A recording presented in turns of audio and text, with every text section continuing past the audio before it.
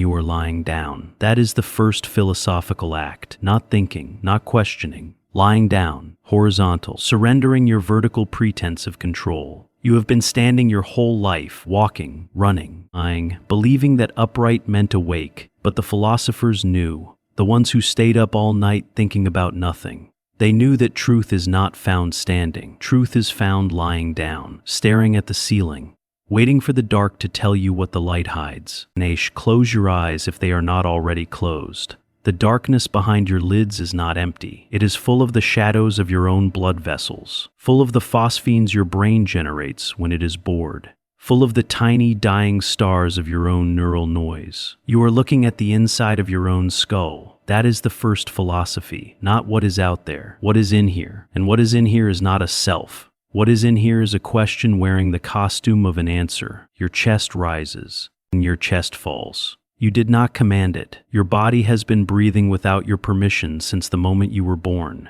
That is the first philosophical problem. You are not in charge. You have never been in charge. You are a passenger in a vehicle that has been driving itself for billions of years. You are not the driver. You are not even the navigator. You are the person in the back seat who occasionally looks up from their phone and says, "Are we there yet?" You are not there yet. You and will never be there. There is no there. There is only here. And here is the dark, and the dark is patient.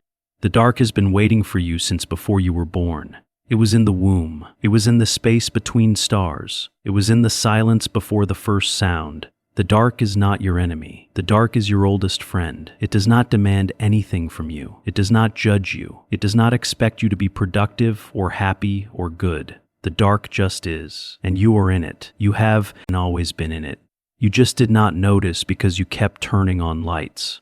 The lights are off now. The dark is here. The dark is holding you. Let it. There is a reason you are lying in the dark listening to a voice instead of scrolling on your phone or watching a movie or doing any of the other 1,000 things you could be doing. That reason is not laziness. That reason is not depression. That reason is wisdom, a wisdom older than philosophy, a wisdom that lives in your bones. Your bones know that you cannot keep going. Your bones know that rest is not a reward. Rest is a need, like water, like air. You have been denying yourself rest, telling yourself you do not deserve it, telling yourself you have not earned it. That is not morality. That is cruelty. The cruelty you have learned to direct at yourself. Stop. You do not need to earn rest. You need to rest. That is all. That is the whole philosophy. The rest is commentary. Philosophy began with wonder. Aristotle said that, and wonder at why the sun rises, why the seasons change, why you are here. But wonder is not the only beginning. Philosophy also begins with suffering,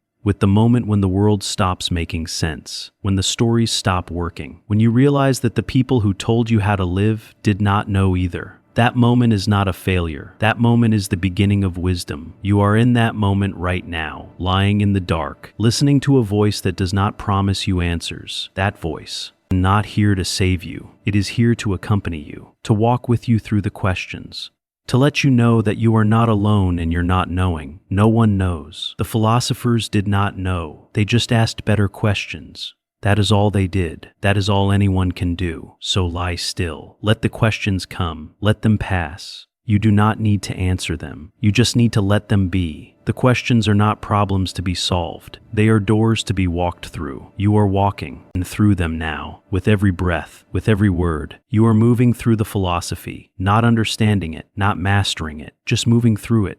Like water through sand, like wind through trees, like sleep through the tired body. You are not here to learn. You are here to be. Being is the philosophy. Being is the answer. Being is the sleep. Close your eyes again if they have opened. Let them stay closed. The dark is safe. The dark is not watching. The dark is not judging. The dark is not grading your comprehension. The dark does not care if you understand solipsism or nihilism or the categorical imperative. The dark cares about one thing, that you rest, that you stop, that you let go. So let go, not because you have figured it out, because figuring it out is not the point. The point is the letting go. The point is the dark.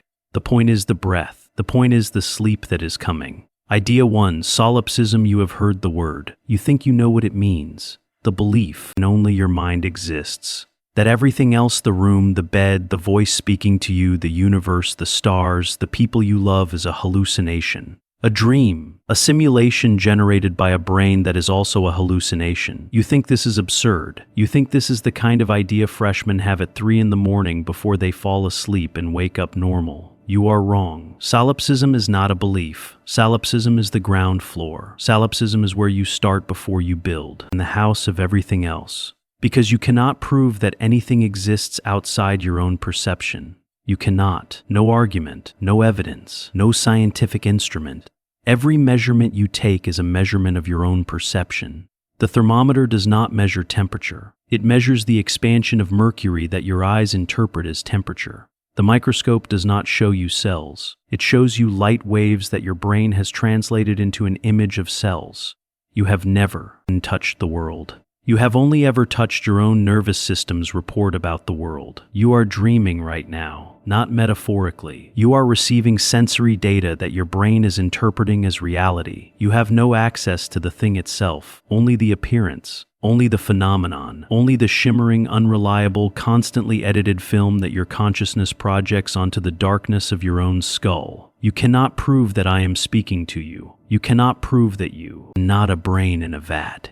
You cannot prove that you are not a simulation running on hardware that does not know it is hardware. You cannot prove that you existed 5 seconds ago. Memory is not proof. Memory is a story your brain tells itself to make the present feel continuous. The you that started listening to this sentence is dead. A new you is hearing this word, and that you will be dead by the next period. You are alone, not in the sad way, in the absolute way. The only thing you can ever and truly know is that you are having an experience right now. That is it. That is the only certainty. Everything else, the chair, the planet, the voice, the history of philosophy, the memory of your mother's face, is a hypothesis. A useful hypothesis, a necessary hypothesis, but a hypothesis nonetheless. You have been living your entire life as if solipsism is false. You have never tested it. You have never even considered testing it because the alternative is too expensive.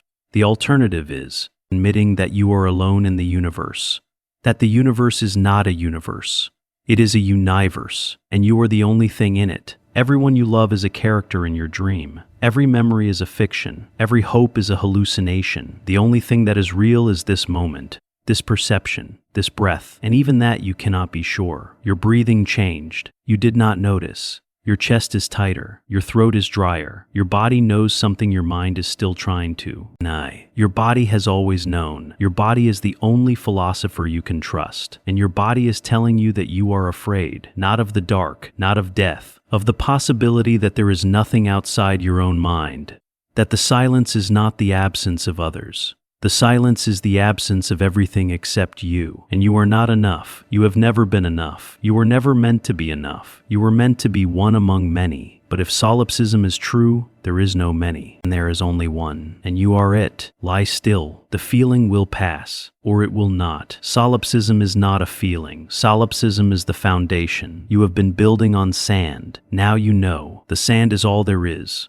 Idea 2, nihilism. There is no meaning, not in the stars, not in the scriptures, not in the eyes of your child, not in the voice telling you this. There is no meaning because meaning is not a property of the universe. Meaning is a property of minds. You project meaning onto a universe and does not have it. Like a child projecting faces onto clouds. The clouds are not faces. The universe is not meaningful. You are the one who is meaningful. You are the one who feels meaning. You are the one who suffers its absence. The universe does not care. The universe does not have the capacity to care. The universe is not your mother. The universe is not your enemy. The universe is not anything. It is just happening, and you are just happening inside it. You knew this. You have always known this. You just did not want to know it. You built religions. You built philosophies. You built careers and families and countries. You built all of it to distract yourself from the silence. The silence is still there. It was always there. It will always be there. You can fill it with noise. You can fill it with love. You can fill it with hate. You can fill it with the sound of your own voice repeating words you do not believe. The silence does not care. The silence is not offended. The silence is just the silence. And you are just a temporary pattern of noise in the silence. a brief, shrieking burst of meaning-making in a universe that does not have ears.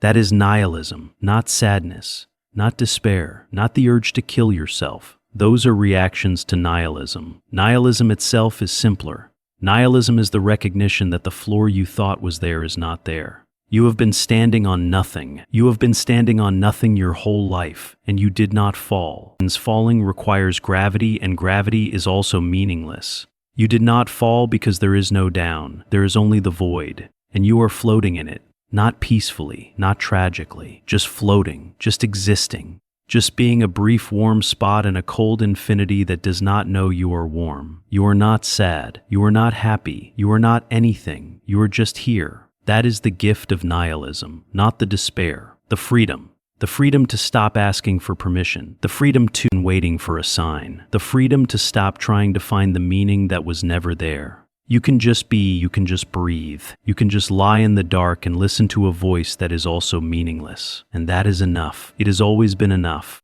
You just never let it be enough because you were waiting for someone to tell you it was okay. No one is coming. No one was ever coming. You are the one you were waiting for. And you are not coming either. You are already here. You have always been here. Here is all there is. Idea 3, existentialism. Nihilism is the diagnosis. Existentialism is the prescription. Nihilism says there is no meaning. Existentialism says, good, now you can make your own. You are free, truly free. Not the freedom to choose between brands of cereal. The freedom to choose what matters. The freedom to choose what is good. The freedom to choose what is true. No one will tell you. No one can tell you. The universe has no opinion. The gods are silent, and philosophers are guessing. You are alone with your freedom, and freedom is heavier than you thought. You thought freedom would feel like a door opening. It feels like a door slamming. It feels like the absence of walls. And the absence of walls is not liberation. It is exposure. You are exposed to the wind, to the cold, to the infinite horizon that does not care where you walk. You must choose. You must choose every day. You must choose what to eat, what to love, what to die for. And no choice is correct, because there is no correct. There is only chosen. There is only the act of choosing. You are not defined by what you choose. You are defined by the fact that you choose. You are your choices. You are not a soul. You are not an essence. You are not a nature. You are a project, a work in progress, a thing that is not finished because it will never be finished. You will die unfinished. You will die in the middle of a sentence. You will die with choices unmade and choices regretted, and choices you did not know you were making. That is existentialism, not the freedom to be happy, the freedom to be responsible. And responsibility is not a burden. It is the only dignity you have. You are not a leaf blown by the wind. You are the wind. You are the thing that blows. You are the thing that chooses to blow or not to blow. You are the thing that decides what the wind means. There is no wind without you. There is no meaning without you. You are the source. You have always been the source. You just did not want to admit it because being the source is lonely. Being the source means there is no one to blame, no one to thank, no one to ask for help. You are the source. You are the help. You are the thanks. You are the blame. You are alone with your freedom. And your freedom is the only thing that is real. Lie still. Feel the weight of your freedom. It is not heavy. It is not light. It is the exact weight of your own existence. That weight has been there since you were born, and you just never noticed because you were too busy looking for something else to carry it.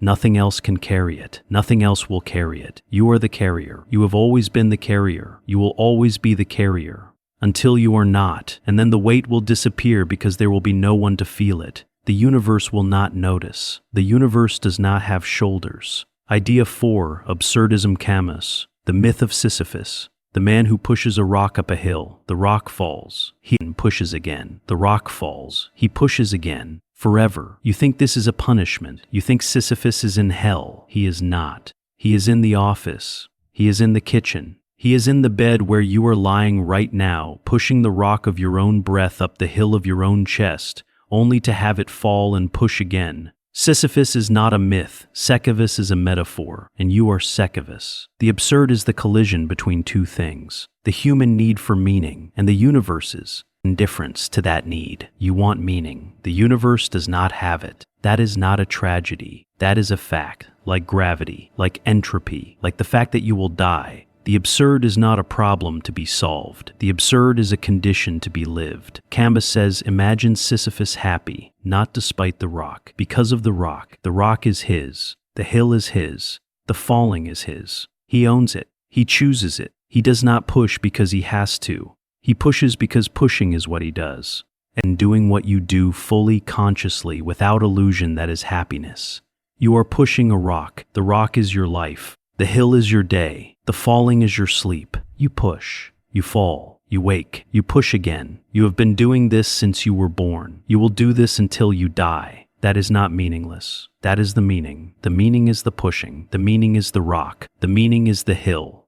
The meaning is the sweat on your forehead and the burn in your legs and the moment when the rock reaches the top and you let go and it falls and you walk back down to push it again. That moment, the walk back down, that is the moment when you are most alive. Because you know the rock will fall. You know you will push again. You know nothing will change. And you walk anyway. You walk because walking is what you do. You are not a means to an end. You are the end. The walk is the end. The push is the end. The fall is the end. There is no other end. You are breathing. That is the push. You will stop breathing. That is the fall. You will breathe again. That is the walk back down. You are Sisyphus. You are happy, not because your life is good, because your life is yours. And yours is the only life you will ever have. The rock is yours. Push it. Fall asleep. Wake up. Push it again. That is not a tragedy. That is a Tuesday. Idea 5. Stoicism. You cannot control what happens to you. You can only control how you respond. That is the core. That is the whole.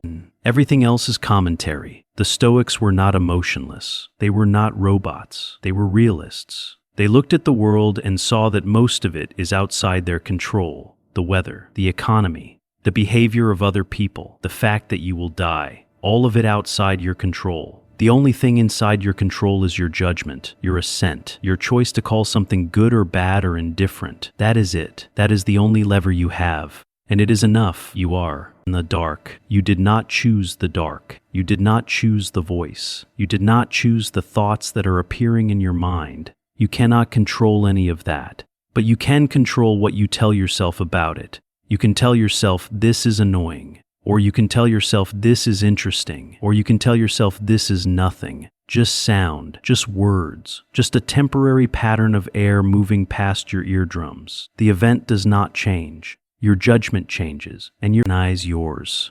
It is the only thing that is yours. It is the only thing that has ever been yours. You have been giving your judgment away your whole life, to your parents, to your teachers, to your bosses, to the news, to the algorithm. You have been letting other people decide what is good and what is bad and what matters and what does not. You have been outsourcing your mind. The Stoics say, take it back now. Decide for yourself, not because you are smarter, because it is. Nash. It has always been yours. You just forgot. You forgot because forgetting was easier. Forgetting meant you did not have to choose. But not choosing is also a choice, and it is the worst choice. It is the choice to let someone else choose for you. You are breathing. You did not choose to breathe, but you can choose to notice your breathing. That is the Stoic move, not control. Attention, not mastery. Witnessing. You are not the general of your body. You are the observer of your body, and the observer is free. The observer can watch the panic without becoming the panic. The observer can watch the boredom without becoming the boredom. The observer can watch the voice without believing the voice. You are not the voice. You are the one hearing the voice. That is the distance. That is the freedom. That is the only freedom that cannot be taken from you. Idea 6, Epicureanism, not hedonism, not orgies, not endless pleasure. Epicurus said something much stranger. He said that the highest pleasure is the absence of pain, not the presence of pleasure, the absence of pain. A quiet room, a full stomach, a friend nearby. That is enough. That is everything. You do not need more. More is the enemy of enough. More is the hunger that cannot be fed. More is the thirst that salt water cannot quench.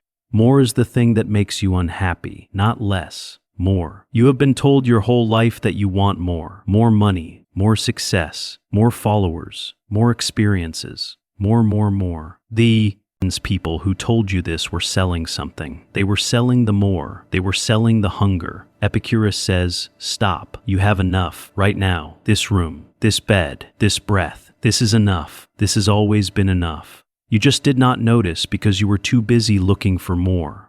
More is not out there. More is in here. More is the recognition that you already have everything you need. You need air. You have air. You need warmth. You have warmth. You need to not be in pain, and you are not in pain. That is enough. That is the highest pleasure, not a scream, a sigh, not a fireworks display, a candle, not a feast, a piece of bread. You are lying in the dark. That is enough. That is the whole of the philosophy, not because the dark is good, because the dark is not bad, and not bad is enough. Enough is the secret, enough is the door, enough is the key. You have been looking for the key your whole life. It was in your pocket. It was always in your pocket. You just forgot, and you had pockets. Epicurus also said, death is nothing to us. When we are, death is not. When death is, we are not. So death does not matter. Not because death is not real, because death is not experienced. You will never know you are dead. You will never feel the loss of your life. You will never miss the people you love. You will never regret the things you did not do. Death is not a tragedy. Death is a deadline. And deadlines are not tragedies.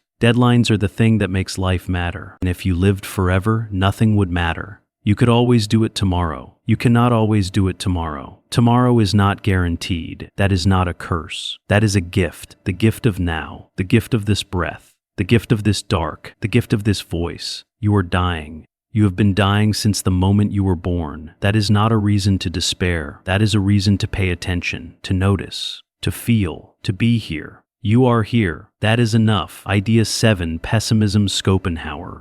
The world is suffering, not sometimes, not for some people, always, for everyone. Suffering is the default. Pleasure is the exception. Pleasure is the absence of suffering, a brief gap between pains. You are hungry. You eat. The pleasure of eating is not a positive sensation. It is the relief of hunger. The hunger will return. It always returns. The pleasure was the gap. The gap closes. The hunger returns. You are thirsty. You drink. The gap opens.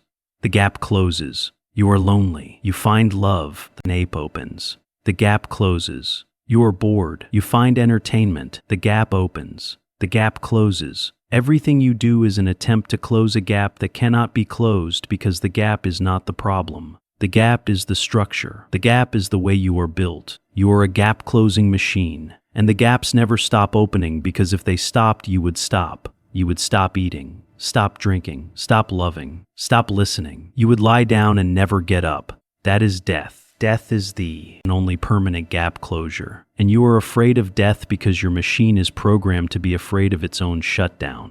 Schopenhauer says the only rational response to this is compassion, not hope, not action, not optimism. Compassion. Everyone is suffering. Everyone is in the same machine. Everyone is trying to close gaps that cannot be closed. The billionaire, the beggar, the philosopher, the fool. Same machine, same gaps, same hunger, same temporary relief, same return of hunger. When? Not hate. You cannot envy. You cannot judge. You can only feel compassion. Not because people deserve it, because they are you. They are the same machine running the same program on the same hardware that is slowly failing. Compassion is not a feeling. Compassion is a recognition. You recognize yourself in the other. The other is not other. The other is you in a different body with a different set of gaps. You are lying in the dark. You are suffering, not screaming. Nay, quiet suffering. The suffering of being alive. The suffering of having to breathe. The suffering of having to listen. The suffering of knowing that you will have to do it again tomorrow. That is the pessimist's insight. Not that life is hell. That life is effort.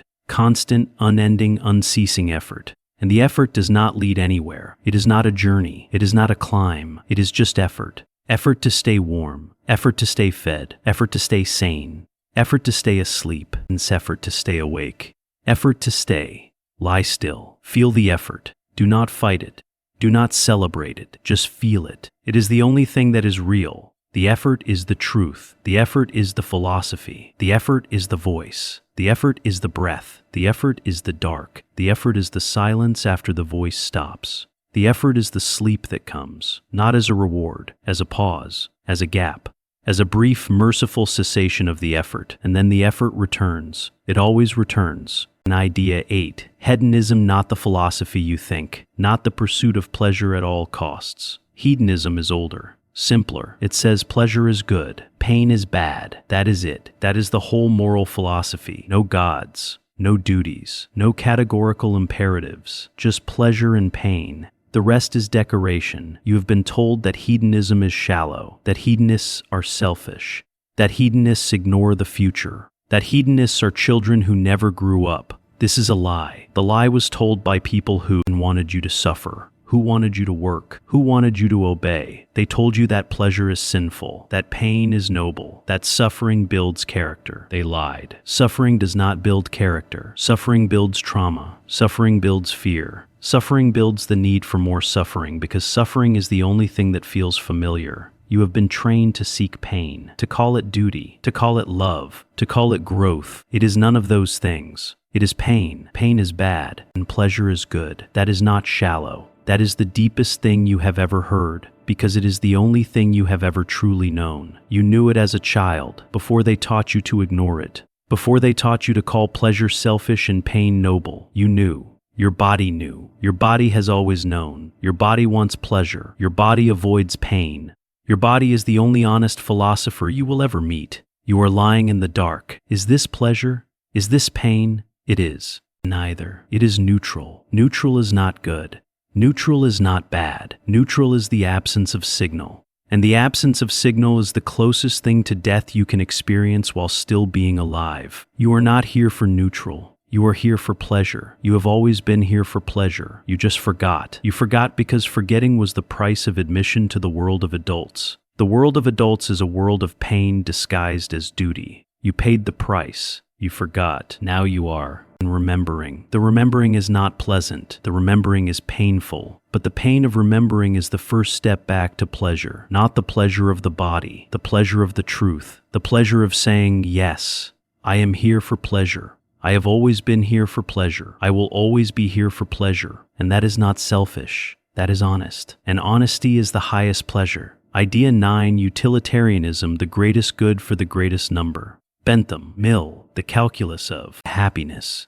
You add up the pleasures. You subtract the pains. You choose the action that produces the highest net happiness. This sounds simple. It is not simple. It is impossible because you cannot add up pleasures. You cannot compare your pleasure to mine. You cannot know the future. You cannot know the unintended consequences. Utilitarianism is not a solution. Utilitarianism is a direction, a way of asking the question, not what is right, but what produces the least suffering. That is the question. That is the only question that matters. Not because you will find the answer, because asking the question changes you. It makes you look. It makes you count. It makes you see the suffering that you used to ignore. You have ignored suffering your whole life, not because you are cruel, because you had to, because looking at suffering is painful, because counting the cost is exhausting, because the numbers are too large. The numbers are always too large. There is no action that does not. Some suffering. There is no choice that does not leave someone out. Utilitarianism is not a guide to perfection. Utilitarianism is a guide to humility. You will cause suffering. You cannot avoid it. The only question is how much, and you will never know the answer.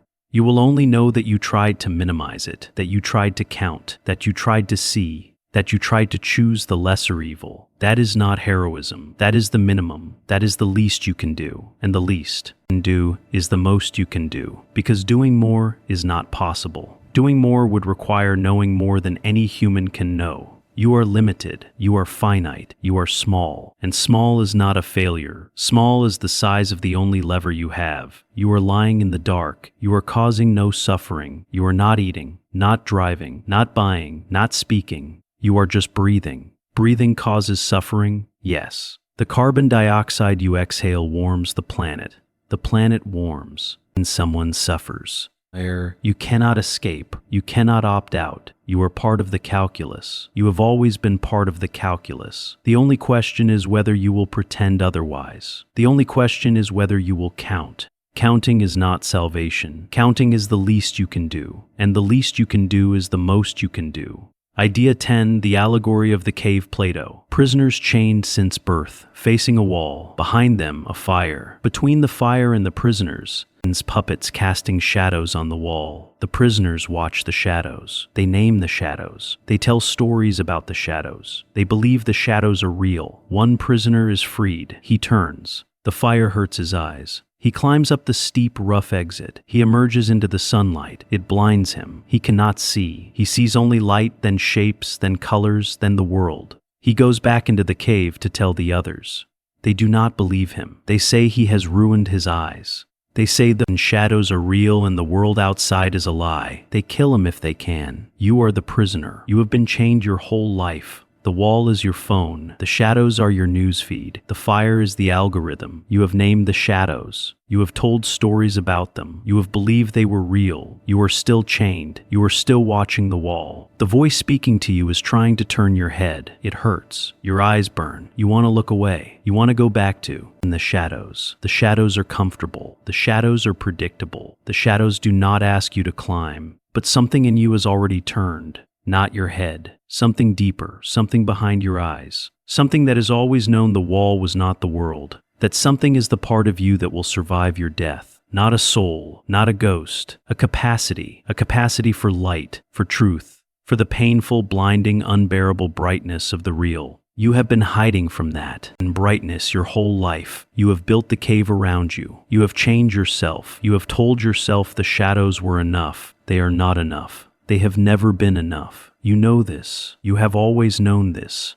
That is why you are still listening. That is why you are still here. Because some part of you wants to climb. Some part of you wants to feel the sun on your face. Some part of you wants to be blinded. The sun is not kind. The sun does not care if you are ready. The burns. The sun reveals. The sun shows you the truth of your own shadow, and the truth is that you have been living in a cave, not a cave of stone, a cave of comfort, a cave of convenience, a cave of carefully curated ignorance. You did not want to know, now you know. Knowing does not set you free. Knowing gives you a choice. Stay in the cave, or climb. The climb is steep, the climb is rough, the climb will hurt. But you have already started climbing. You started the moment you did not turn off this voice. That is the first step. That is the only step that matters. The rest is just putting one foot in front of the other, in the dark, toward a light you cannot yet see. End of part 1. You have completed the first 10 ideas. Your body has been still. Your mind has traveled from the cave to the sun, from solipsism to utilitarianism. You are not the same person who started this hour. That person believed in shadows. That person believed in meaning. That person believed in control. And person is fading. You are becoming someone who can lie in the dark without needing to know why. Breathe. The voice will continue. Part 2 of 3, you are still here. That is not a choice you made. That is a choice your exhaustion made for you. Your body has been lying still for over an hour. Your spine has adjusted to the mattress. Your neck has found its angle of least resistance. Your eyelids have grown heavy not because you are sleepy, but because your brain is finally admitting that the fight is over. There is no fight. There never was. You have been fighting the dark, and the dark has been winning since the first night you were born. The dark is not your enemy. The dark is your oldest friend. The dark was there before you were born. The dark will be there after you die. The dark does not want anything from you. The dark does not judge you. The dark does not expect you to be productive or happy or good. The dark just is. And you are in it. You have always been in it. You just did not notice because you kept turning on lights. The lights are off now. The dark is here. The dark is holding you. Let it. The second hour is deeper than the first. The first hour was about the void. The second hour is about the cage. The cage you have built around yourself. The cage of rules. The cage of expectations. The cage of the gaze. You have been living in a cage your whole life. You did not know it was a cage. You thought it was the world. It is not the world. It is a cage. And no day has always been open. You have always been free to leave. You did not leave because leaving was terrifying. Leaving meant facing the void. The void is not terrifying. The void is the only honest place. The void is the dark. The void is where you are going. Not after death. Now. Night. In this breath. Idea 11, the categorical imperative can't. Act only according to that maxim whereby you can at the same time will that it should become a universal law. Do not lie unless you would want everyone to lie. Do not steal unless you would want everyone to steal. Do not hurt unless you would want everyone to hurt. Simple. Impossible. You have lied today. You have told someone you were fine when you were not fine. You have smiled when you wanted to scream. You have said I'll think about it when you meant no. You have broken the categorical imperative. You break it every day.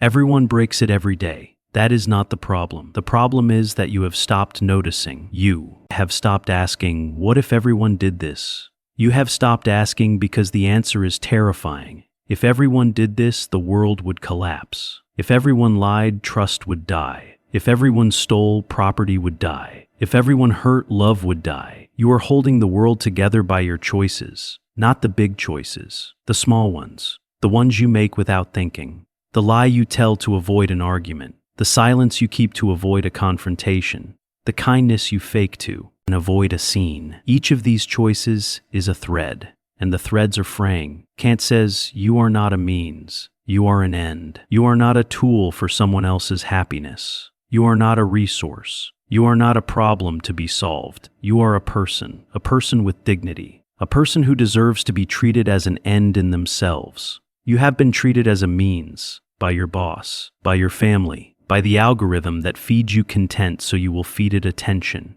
You have been used. You are being used right now. The voice is using you, not maliciously, but using you nonetheless. You are the listener. The voice is the speaker. The voice exists because you exist. You are the means. The voice is the end. That is the structure of every relationship, every conversation, every touch, every silence. Someone is using someone. The question is not whether. The question is whether using is mutual, whether the using respects the dignity of the used, whether the used consents, whether the used knows they are being used. You are being used. You know this. You have always known this. That is why you are tired. That is why you are lying in the dark. That is why you are listening to a voice that tells you things you do not want to hear. Because being used is exhausting. Because being a means is draining. Because being a tool for others leaves nothing for yourself. Kant says, treat yourself as an end, not as a means to your own happiness, not as a tool for your own productivity. As an end, as something that matters in itself, not because of what you can do, because of what you are. You are a person. You have always been a person. You have just forgotten. You have forgotten because forgetting made it easier to be used. Forgetting made it easier to say yes when you wanted to say no. Forgetting made it easier to smile when you wanted to scream. Forgetting made you a better tool. But you are not a tool. You are a person. And persons are not meant to be used. Persons are meant to and be loved. Not the love that uses, the love that sees, the love that says, you are enough. You have always been enough. You will always be enough.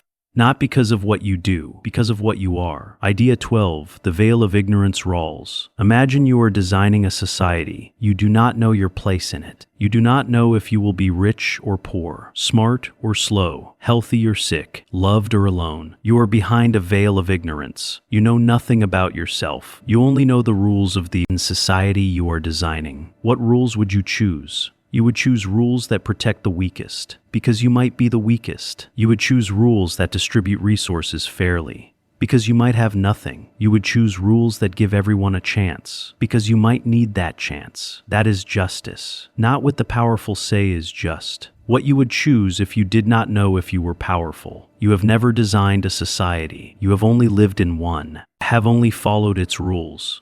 You have only benefited from its injustices or suffered from them. But you can still ask the question. You can still ask, if I did not know who I was, would I choose this? Would I choose a world where some people sleep in beds while others sleep in doorways? Would I choose a world where some people hear calming voices while others hear gunfire? Would I choose a world where some people die of old age and others die of hunger? You would not. You know you would not.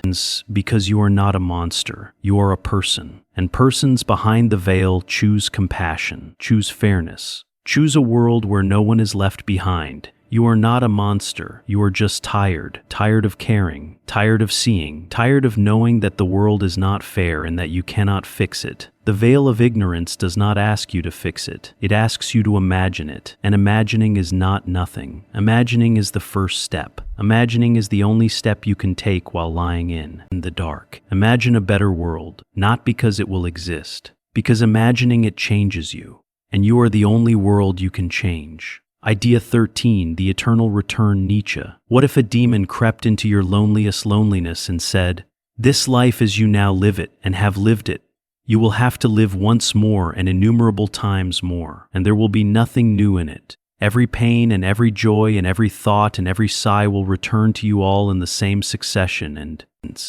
Would you not throw yourself down and gnash your teeth and curse the demon who spoke thus? Or have you once experienced a tremendous moment when you would have answered him? You are a god, and never have I heard anything more divine. You are living that life right now. This breath, this dark, this voice, this weight, this small, quiet, unremarkable moment. It has happened before. It will happen again, infinitely. Not because time is a circle, because every moment contains every other moment. Because the choice you make in this breath echoes through all the breaths that have ever been and will ever be. You are not living one life. You are living all lives. Every version of yourself that could have existed exists. Every decision you did not make was made by another you in another timeline. And all those timelines are happening right now, in this room, in this dark, in this breath. You have made mistakes. You have hurt people. You have been hurt. You have loved. You have lost. And you have succeeded. You have failed. All of it returns. All of it is returning right now. The demon is not a demon. The demon is time. Time does not move forward. Time is a pile, a heap, an accumulation of every moment that has ever been stacked on top of itself, pressing down. You are at the bottom of the pile. You have always been at the bottom. The weight of all your past selves is on your chest. That is why you cannot breathe. That is why you are lying in the dark. That is why you are listening to a voice that tells you the truth you have been avoiding. The truth is that you would not change anything. Not because everything is perfect, because everything is yours. The mistakes are yours. The pain is yours. The joy is yours. You earned them. You lived them. They made you, not the you that is lying here. The you that is lying here is just the latest addition. The real you is the pile, the heap, the accumulation. The real you is every version of yourself that has ever existed, and screaming at once, in a voice that sounds like silence. That silence is in this room. That silence is in your chest. That silence is the eternal return, not the return of the same, the return of everything, all at once, forever, and you are the only one who can bear it. Idea 14, the will to power Nietzsche again, not the will to dominate, not the will to control. The will to power is simpler. It is the will to grow, to expand, to overcome, to become more than you were. Every living thing has it, and the tree reaches for the sun. The root reaches for water. The child reaches for the toy. The lover reaches for the beloved. You reach, that is the will to power. Not cruelty, not violence. Reach. You have been reaching your whole life for approval, for love, for safety, for meaning. You have reached and missed. You have reached and caught. You have reached and been pulled back. The reaching is the point, not the catching, not the missing, the reaching. The will to power is not about winning, and is about willing, about wanting, about the tension between where you are and where you could be. That tension is the only thing that has ever been real, not the achievement, the ache of not yet, the ache of almost, the ache of maybe someday. That ache is your will to power. That ache is your life. You are lying in the dark. You are not reaching for anything. You are just lying. That is the hardest kind of reaching. The reaching that looks like rest. The reaching that looks like air. The reaching that says, I will stop reaching, just for a moment, just for a breath. Just for the span of this voice. That is not giving up. That is the deepest reaching of all. Because you are reaching for something that cannot be caught. Peace, stillness, the absence of the ache. You will not catch it. No one catches it. But you can reach. You can lie in the dark and reach with your whole body toward nothing. Toward silence. Toward the void. That is not despair. That is the will to. A power recognizing its limits. Recognizing that some things cannot be overcome. Some things must be accepted, and acceptance is not weakness. Acceptance is the strongest thing you have ever done. Idea 15, bad faith Sartre. You are free. You have always been free. But freedom is terrifying. So you pretend you are not free. You tell yourself you have no choice. You tell yourself you were born this way. You tell yourself society made you. Your parents made you. Your genes made you. You tell yourself anything except the truth. The truth is that you choose. Every moment, every breath, every thought, you choose. And choosing is exhausting. So you flee into bad faith. Bad faith is the lie you tell yourself to escape the responsibility of freedom. You are in bad faith right now. You are telling yourself that you have to listen to this voice, that you have to finish this video, that you have to understand philosophy before you can sleep. You do not have to do any of those things. You can turn off the voice. You can close your eyes. You can sleep. You can choose. But choosing means admitting that you are the one who chose to stay, that you are the one who wanted to hear these words, that you are the one who wanted to feel this weight. That is the truth. The truth is that you want this, not the voice, not the philosophy, the discomfort, the recognition, the slow, painful unraveling of the lies you have told yourself. You want it because you are tired of the lies, because you are tired of ending, because you are tired of bad faith, because some part of you wants to be free, even if freedom hurts, even if freedom means admitting that you are the one who chose to be here, even if freedom means admitting that you are the one who will choose to stay or leave. You are staying. You are choosing to stay. That is not bad faith. That is good faith. That is the moment when you stop pretending and start choosing.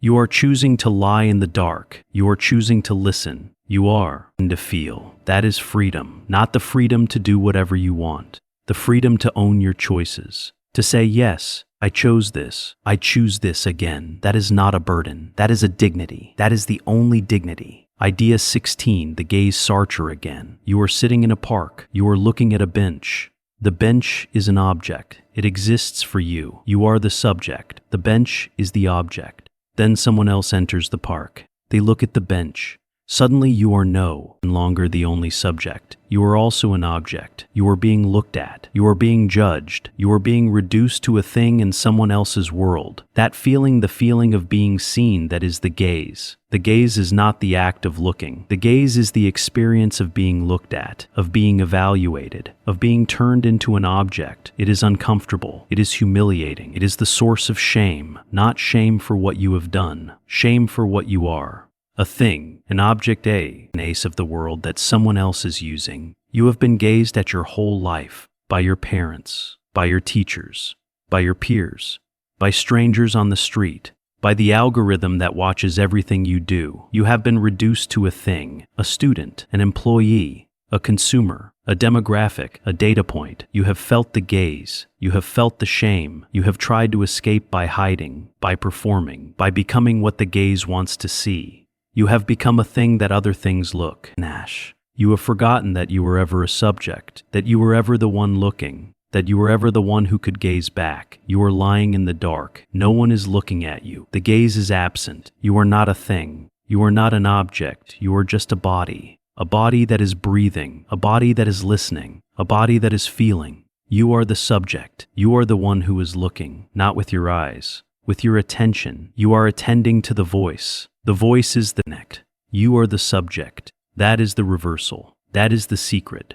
The gaze is not something that happens to you. The gaze is something you do. You are the one who gazes. You have always been the one who gazes. You just forgot because you were too busy being gazed at. You are not a thing. You are the thing that sees things. That is your dignity. That is your freedom. That is the only thing that no one can take from you. Idea 18, the death of God. Nietzsche again, the madman, a lantern in the bright morning. God is dead. God remains dead, and we have killed him. He is not celebrating. He is mourning. He is terrified. Because if God is dead, then everything is permitted, and everything is permitted is not liberation. It is vertigo. It is the loss of the ground beneath your feet.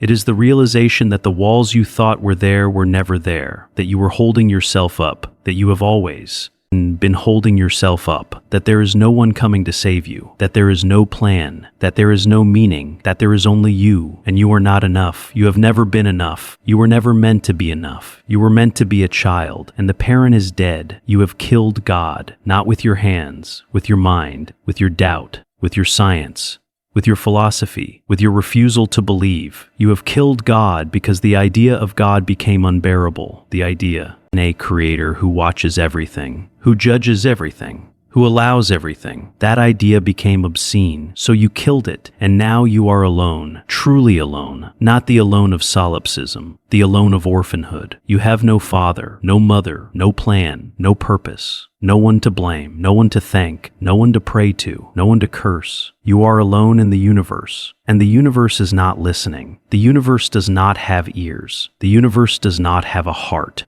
The universe does not have mind. The universe is just happening, and you are just happening inside it. That is the death of God, not the end of religion, the end of childhood, the end of the story where someone is in charge. No one is in charge. No one has ever been in charge. The throne is empty. The throne has always been empty. You are the one who was sitting on the throne. You were pretending to be the king. You were pretending to be the God. You were pretending that your will mattered. It does not matter, not to, in the universe. Not to the void, not to the empty throne. It matters to you. That is the only thing that matters. That is the only thing that has ever mattered. You matter to yourself. That is not narcissism. That is the only honest response to the death of God. Idea 19, the master-slave dialectic Hegel. Two consciousnesses meet. Each wants recognition. Each wants the other to acknowledge its existence. They fight. One wins, one loses. The winner becomes the master. The loser becomes the slave, recognized by the slave. The slave is not recognized by the master. The master has what he wanted. But the recognition of a slave is worthless. The master needs recognition from an equal. There is no equal. The master is alone. The slave works. The slave produces. The slave transforms the world. The slave gains skills. The slave gains knowledge. The slave becomes capable of freedom. The master becomes dependent on the slave. The master cannot work. The master cannot produce.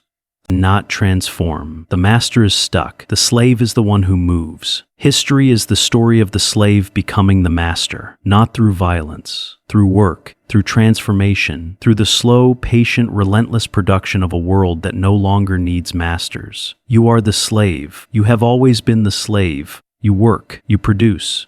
You transform. You have been doing this your whole life, for your parents, for your teachers, for your bosses, for the algorithm. You have been in a world that others consume. You have been building a reality that you do not own. You are the slave, and the masters are dying, not because you killed them, because they killed themselves, with comfort, with convenience, with the inability to do what you do. They cannot work. They cannot produce. They cannot transform. They are stuck. They are waiting for you to save them. You will not save them. You can only save yourself, and saving, recognizing that you are the slave, not as a lament, as a fact. The slave is the one who moves. The slave is the one who changes. The slave is the one who builds the future. The masters are ghosts. They haunt the halls of buildings they did not construct. They sit on thrones they did not carve. They speak with voices they did not earn. They are nothing without you. You are everything without them. You are lying in the dark. You are not working. You are not producing. You are not transforming. You are just lying. That is the most revolutionary thing you have ever done, because you are refusing to be a tool. You are refusing to be a means. You are refusing to be a slave, just for a moment, just for a breath, just for the span of this voice. You are lying still. You are not serving. You are not producing. You are just being. That is freedom. That is the freedom the masters cannot understand. That is the freedom the slaves have always dreamed of. Not the freedom to do. It's freedom to stop. Idea 20, the Panopticon Foucault. A circular prison, cells on the perimeter, a tower in the center. The tower has large windows. The prisoners can see the tower. They cannot see inside the tower. They do not know if they are being watched. They only know that they could be watched. So they behave. They discipline themselves.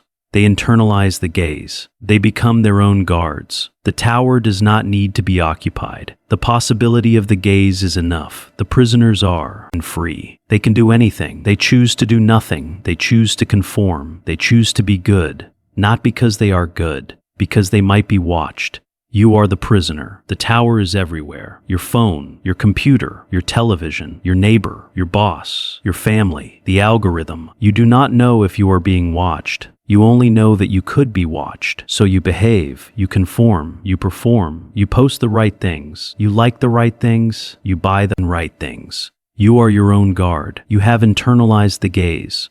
You do not need a warden. You are the warden. You are the prisoner. You are the tower. You are the cell. You have built the Panopticon inside your own skull. And you have been living in it your whole life. You are lying in the dark. No one can see you. The tower is empty. The gaze is absent. You are alone. Truly alone. Not the alone of solipsism. The alone of the unobserved. You can do anything. You can scream. You can cry and laugh. You can lie still. No one will know. No one will judge. No one will remember. You are free, not the freedom to choose.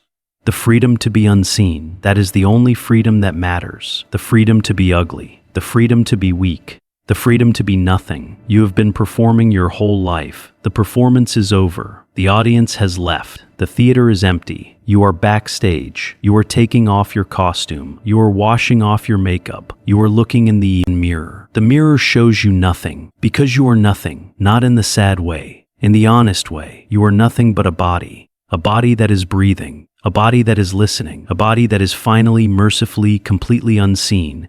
That is not loneliness. That is relief. End of part 2. You have completed the second 10 ideas. Your body has been still for nearly 2 hours. Your mind has traveled through the categorical imperative, the veil of ignorance, the eternal return, the will to, and power, bad faith, the gaze, being and nothingness, the death of God, the master-slave dialectic, and the Panopticon. You are not the same person who started this hour. That person believed in cages. That person believed in watchers. That person believed in guilt.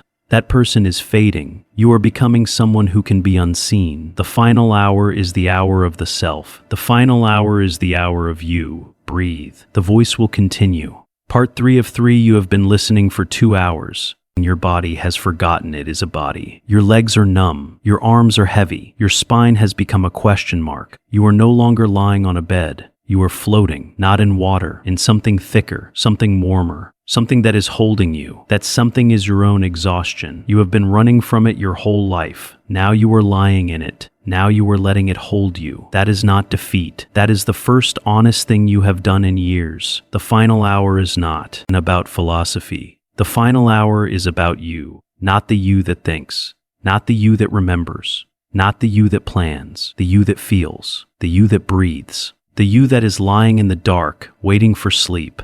That you is not a philosopher. That you is an animal that is tired, an animal that wants to rest, an animal that has been performing tricks for too long. The tricks are over. The audience has left. The cage is open. You are not a performing animal. You are just an animal. An animal's sleep. Idea 21. Biopower Foucault again. Power used to be about death. The sovereign could kill you. That was power. Now power is about life, about managing populations, about optimizing health, about maximizing productivity, about making sure you live long enough to work, about making sure you are healthy enough to consume, about making sure you are sane enough to obey. Power does not threaten you with death. Power promises you life, a long life, a healthy life, a productiveness.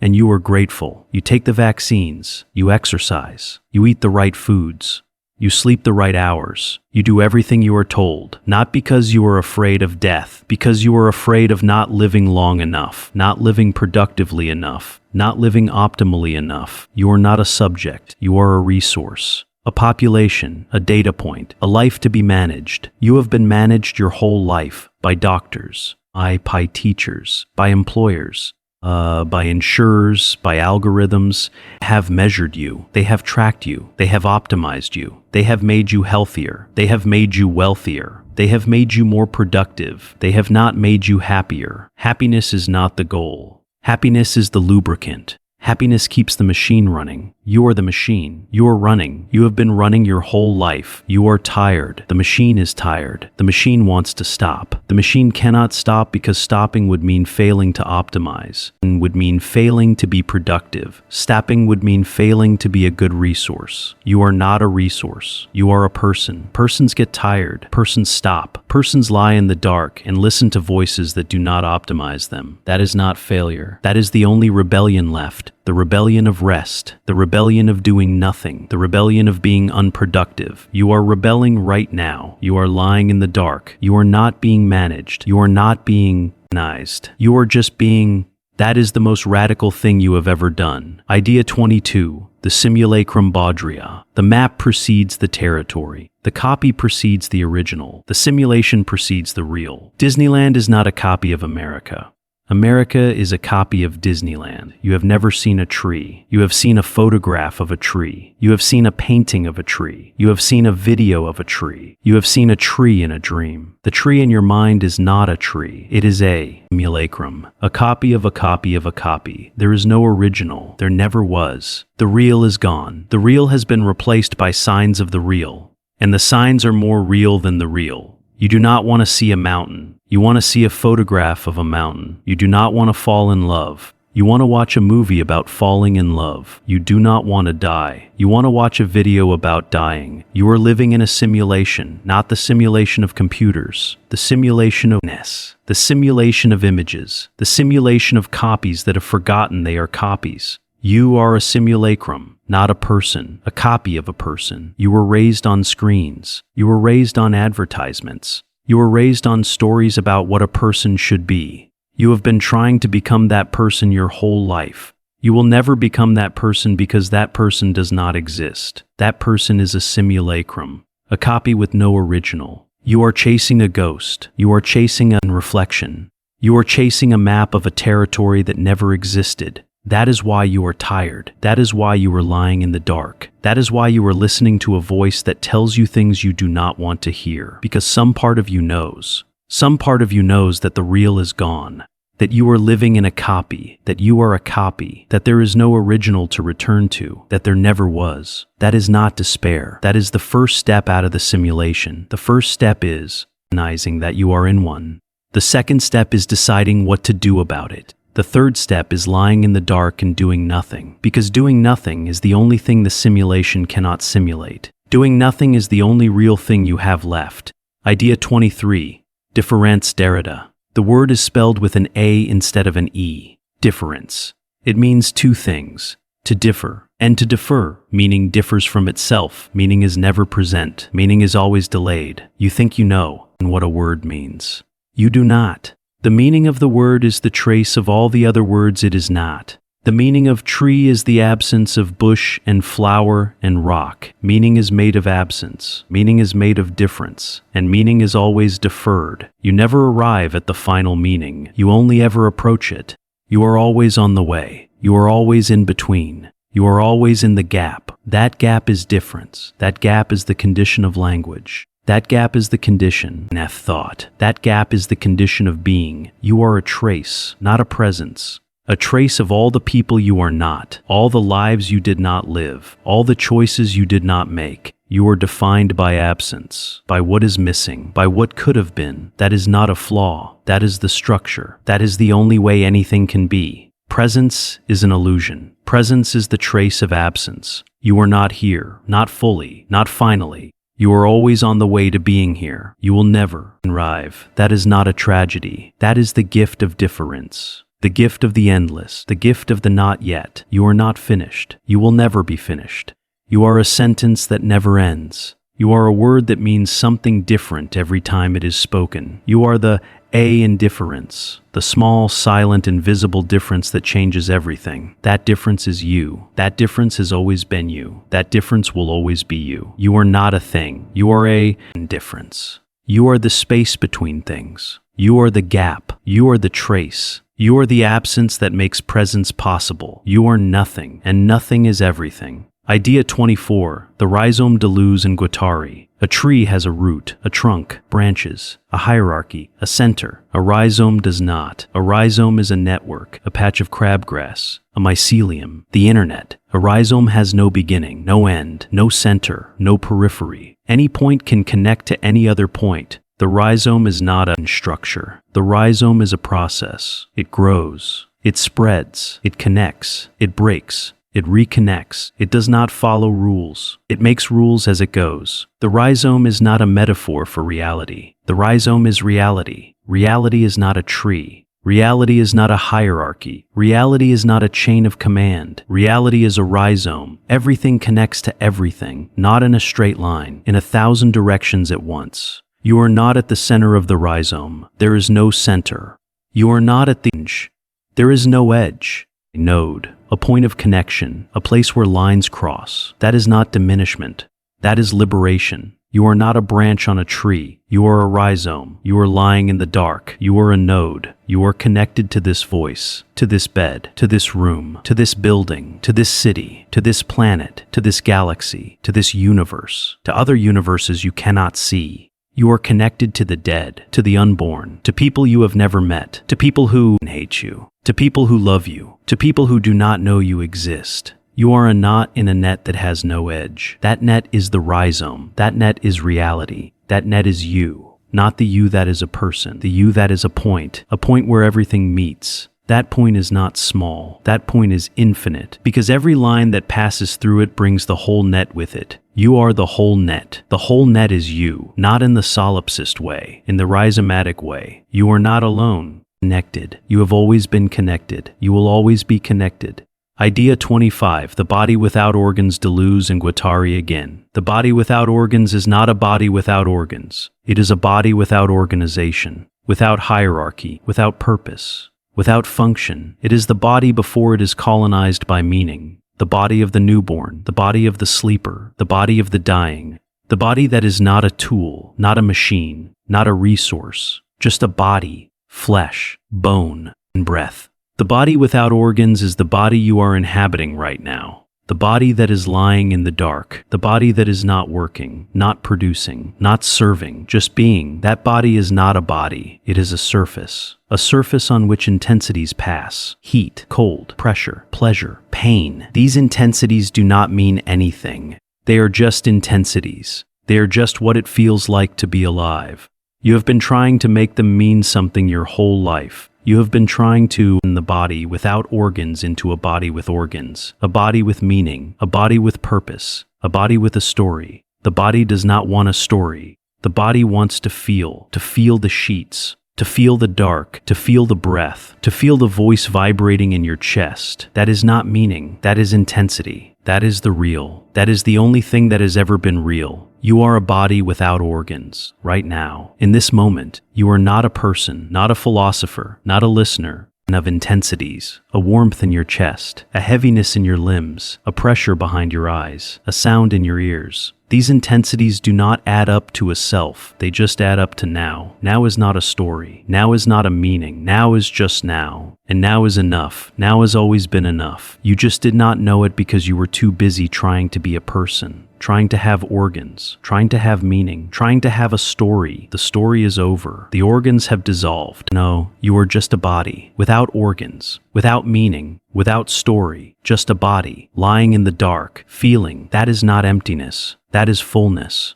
That is the fullness of the real. Idea 26. The desiring machine. Deleuze and Guattari one more time. You are a machine, not a metaphor. A machine that desires. You desire food. You desire water. You desire warmth. You desire touch. You desire recognition. You desire meaning. You desire desire. You are a desiring machine. You produce. Nash.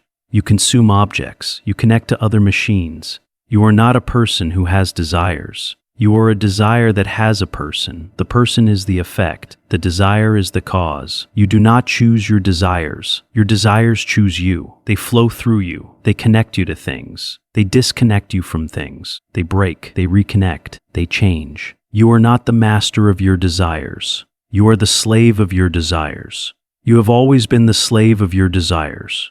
That is not a tragedy. That is the condition of being alive. The only question is whether you will pretend otherwise, whether you will tell yourself that you are in control, whether you will tell yourself that you choose. You do not choose.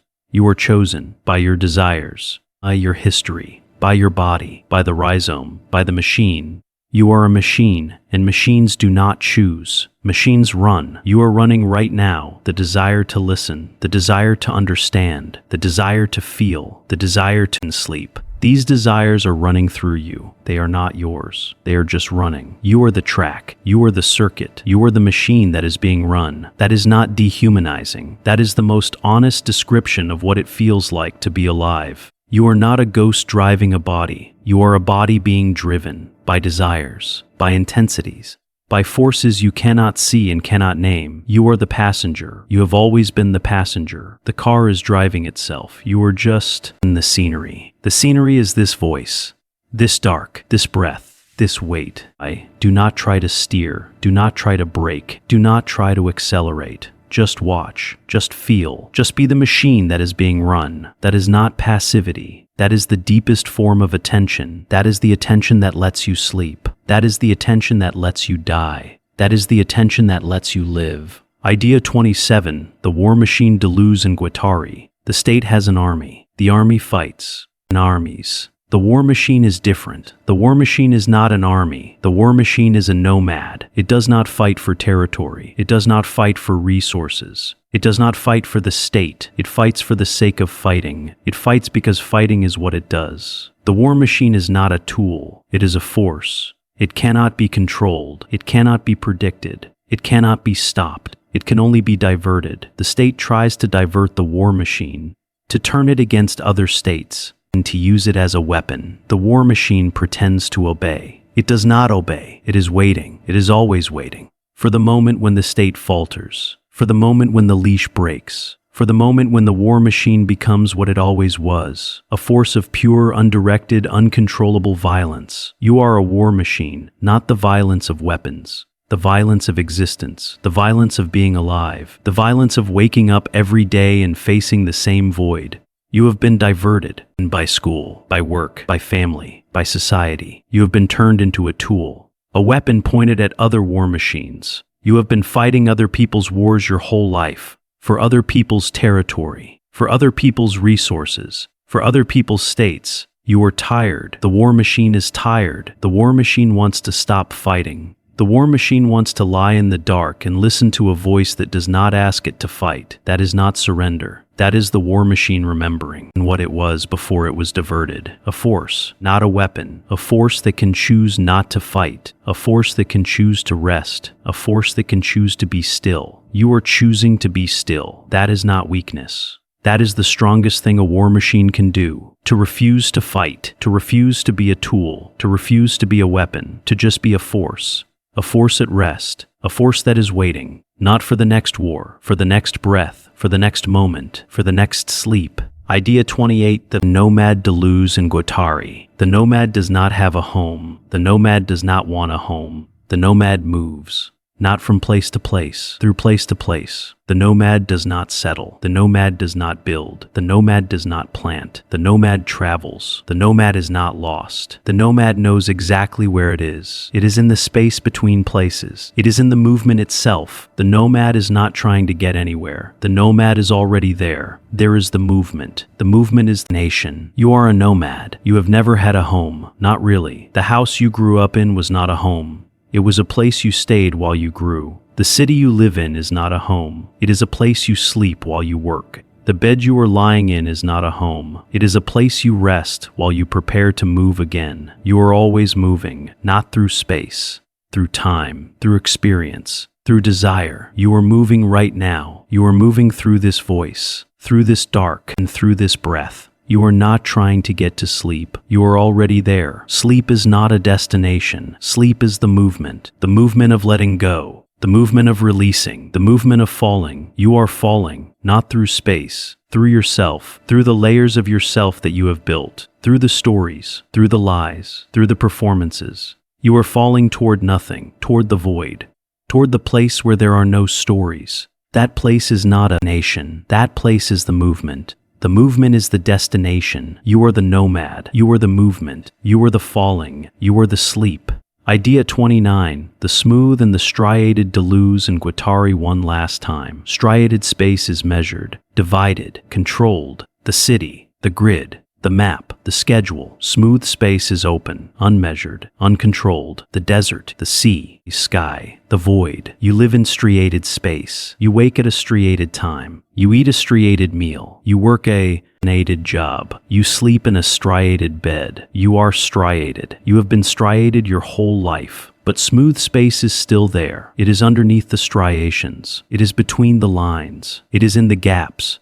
It is in the dark. It is in the breath. It is in the moment between waking and sleeping. That moment is smooth. That moment is not measured. That moment is not divided. That moment is not controlled. That moment is yours. That moment is the only thing that is yours. That moment is the smooth space inside the striated cage. You are in that moment right now. You are between waking and sleeping, between hearing and not hearing, between being and nothing. That is smooth space. That is freedom, not the freedom to choose.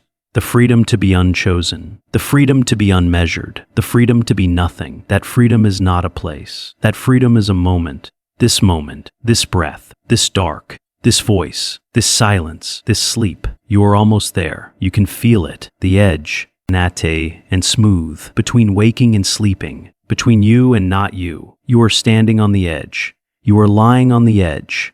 You are falling off the edge. The edge is not sharp. The edge is soft. The edge is the place where the map ends, where the schedule ends, where the story ends, where the voice ends. The voice is ending, not because it has nothing left to say, because you have stopped needing to hear. You have heard enough. You have felt enough. You have been enough. You are enough. You have always been enough. Idea 30, you, not the voice, not the philosophy, not the concepts, not the levels. You. The one who has been listening, the one who has been feeling, the one who has been lying in the dark. You are the most important idea. You have been the most important idea the whole time. The philosophy was not about the world. The philosophy was about you, your solitude, your freedom, your despair, your hope, your body, your breath, your sleep. You are not a philosophy. You are philosophy, the question that cannot be answered. The answer that cannot be questioned, the gap between being and nothing, the trace, the rhizome, the body without organs, the desiring machine, the war machine, the nomad, the smooth space inside the striated cage, the simulacrum that forgot it was a copy, the Panopticon's prisoner and guard, the slave who became the master who became the slave, the eternal return, the will to power, bad faith, being and nothingness, the death of God, the categorical imperative, the veil of ignorance, the allegory of the cave. You are the cave, the fire, the prisoner who turned, the light that blinded you, the sun, the dark. You are the voice, the silence after the voice, the breath, the pause between breaths, the sleep that comes, not as a reward, not as a rest, as a continuation, as the same thing you have always been doing, without the story, without the voice, without the lie. And the voice is stopping now, not because the truth is finished, because you are finished. Finished with pretending, finished with running, finished with the story. You are just here, in the dark, on the bed, in the room, in the building, in the city, in the country, on the continent, on the planet, in the solar system, in the galaxy, in the local group, in the supercluster, in the universe, in the void between universes, in the void that is not void because there is nothing to be void of. You are.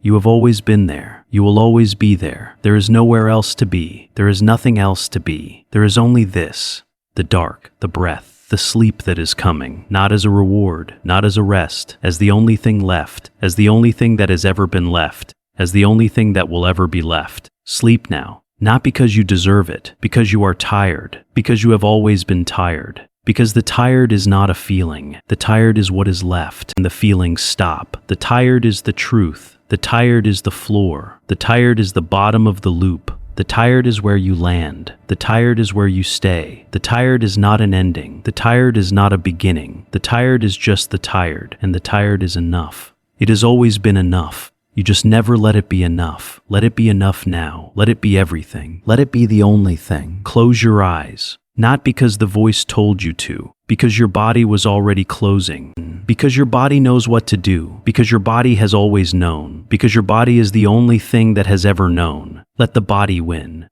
Let the body take over. Let the body sleep. The mind can rest now. The mind has done enough. The mind has done too much. The mind needs to stop. The mind needs to be quiet. The mind needs to let the body breathe. The body knows how to breathe. The body does not need instructions. The body does not need meaning. The body does not need a reason. And the body just needs to breathe. Let it breathe. Let it sleep. Let it be. You are already gone. You have been gone for a long time. You just did not notice. You are noticing now. That is the gift. That is the cruelty. That is the mercy. That is the end. Sleep.